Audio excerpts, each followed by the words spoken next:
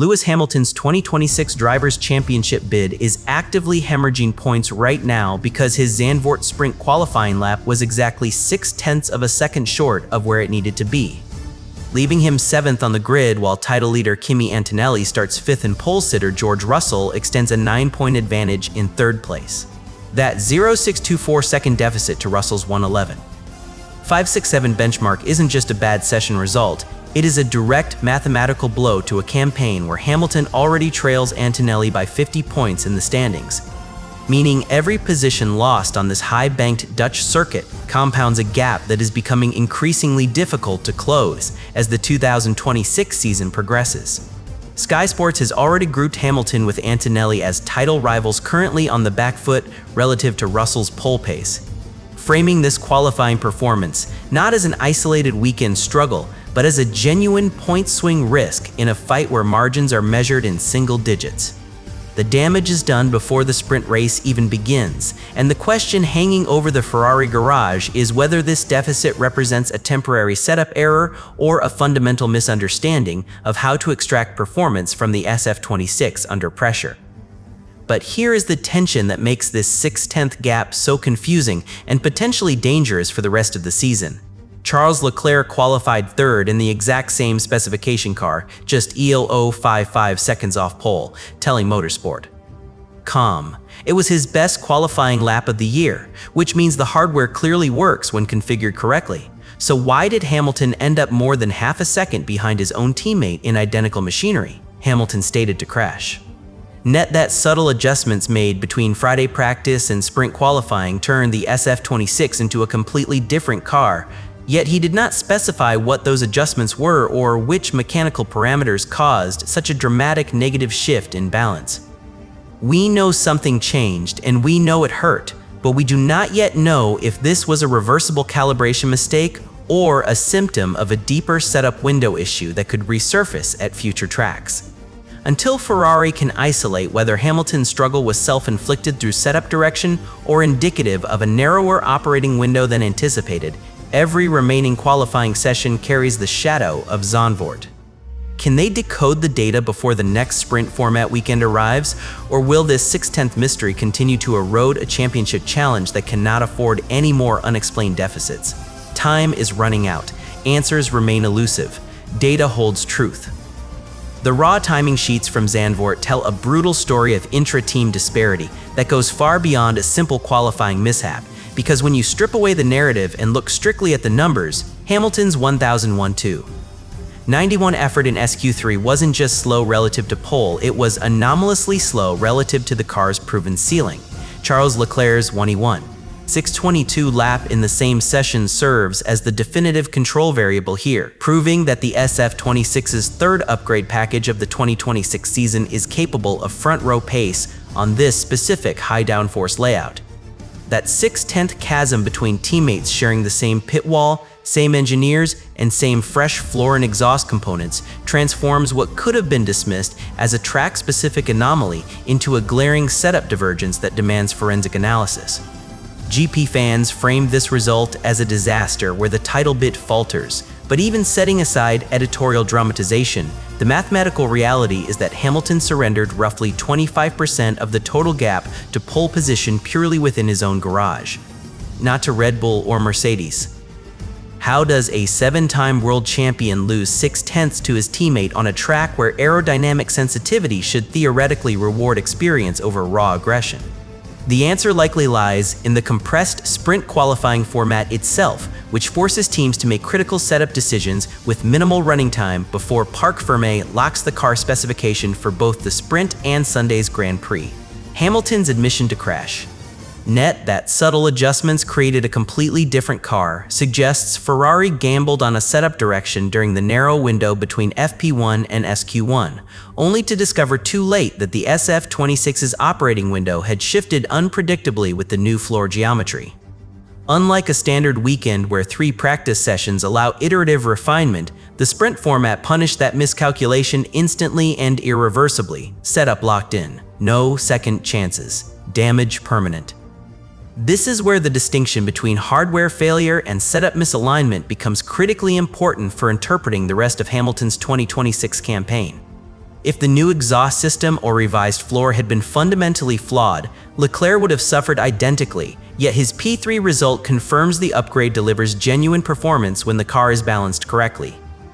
What we are witnessing instead is a calibration problem, one where Hamilton's preferred driving feel or tire management approach may have clashed with the updated aerodynamic platform in ways that weren't apparent until push-lap conditions exposed the deficit. The race's winners and losers analysis confirmed the EO.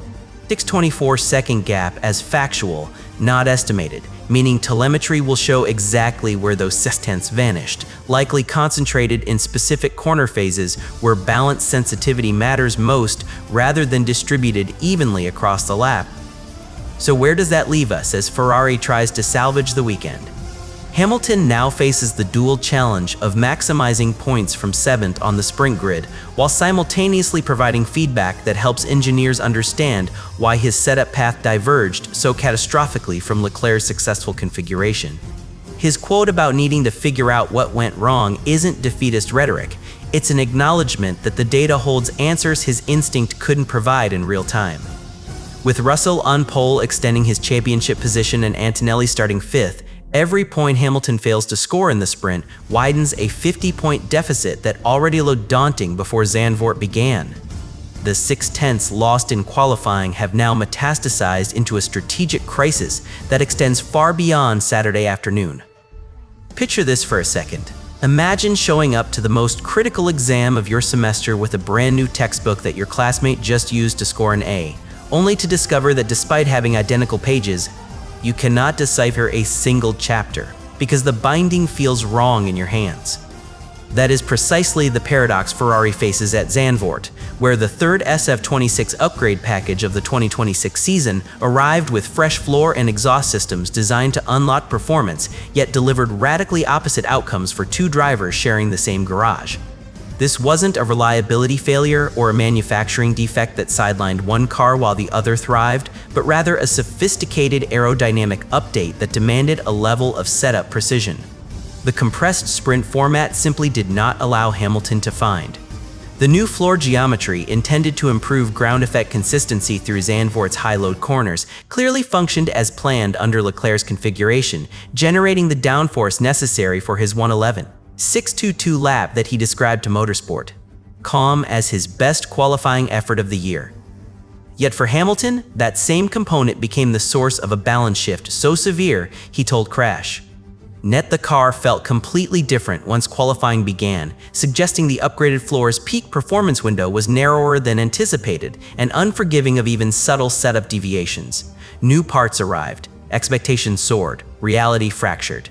This divergence exposes a critical vulnerability in Ferrari's 2026 development philosophy, where aggressive upgrades are deployed without sufficient margin for driver-specific adaptation during sprint weekends that eliminate traditional tuning time. DPFAN's characterization of this as a title bid faltering stems directly from this tension between theoretical upgrade performance and practical drivability, because championship fights are won not by peak potential, but by consistent extractability across both cars.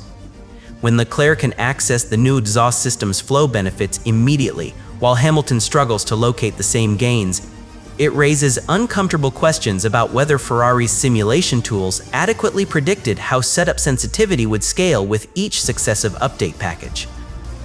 The data Ferrari must now analyze isn't just about what went wrong for Hamilton, but why Leclerc's setup path proved so much more compatible with the revised aerodynamic platform. Hamilton himself acknowledged this disparity to Crash, noting Charles was in a slightly different place setup-wise and closer to where he needed to be, which confirms the issue wasn't driver confidence alone, but fundamental alignment between car behavior and driver preference. In a championship where Hamilton already trails Antonelli by 50 points, the inability to seamlessly integrate major upgrades during sprint formats becomes a structural disadvantage that compounds over a 24-race calendar. Every future upgrade deployment now carries the ghost of Zandvoort, forcing engineers to weigh raw performance gains against the risk of creating another setup cliff that only one driver can navigate successfully. The fresh floor and exhaust systems remain valid performance assets, as Leclerc's front row pace proves definitively.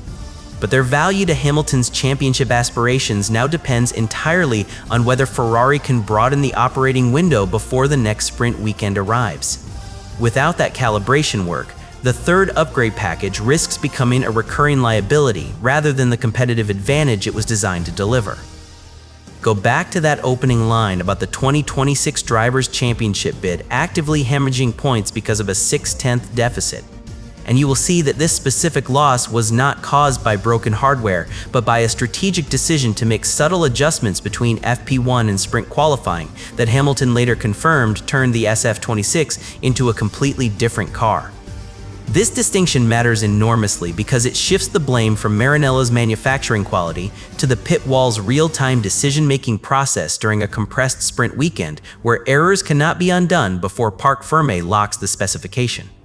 Hamilton's own words to Crash Net explicitly separate his struggle from any upgrade package failure, stating clearly that the changes made to the car's setup were the root cause rather than the fresh floor or new exhaust systems themselves.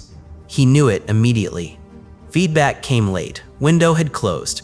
This admission transforms the narrative from one of mechanical unreliability to one of operational precision, suggesting Ferrari's engineering team misread how the updated aerodynamic platform would respond to incremental setup tweaks under Zandvoort's unique high-load conditions.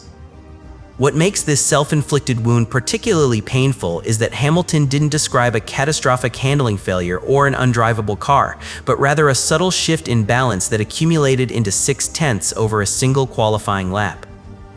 His language about needing to figure out what went wrong through data analysis confirms the team lacks an immediate explanation for why those specific adjustments produce such disproportionate negative effects compared to Leclerc's successful configuration. The uncertainty here isn't whether something broke, but whether Ferrari's simulation models accurately predicted the sensitivity gradient of the third upgrade package when subjected to minor setup variations. Until that correlation gap is closed, every future adjustment carries elevated risk during sprint formats, where validation time is measured in minutes rather than hours. Here's why this actually matters. In a championship fight where Hamilton already sits 50 points behind Antonelli, the margin for setup experimentation has effectively vanished, meaning Ferrari can no longer afford to treat sprint weekends as development testbeds without jeopardizing the title challenge itself. The fact that Hamilton distinguished his setup path from Leclerc's by noting Charles was closer to where he needed to be suggests the optimal window exists, but requires a level of precision that current processes failed to deliver under time pressure. This isn't about driver talent or hardware capability, both of which Leclerc's P3 result validates conclusively, but about the operational bandwidth required to extract peak performance from increasingly sensitive aerodynamic platforms.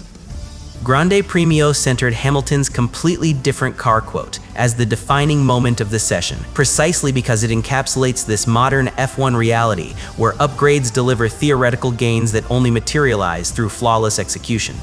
With Russell extending his advantage from pole and Antonelli consolidating fifth on the grid, the cost of these subtle adjustments now echoes through the entire championship calculus. Ferrari must determine whether this was a one-off miscalibration or a systemic limitation in their sprint weekend preparation methodology before the next high-stakes qualifying session arrives.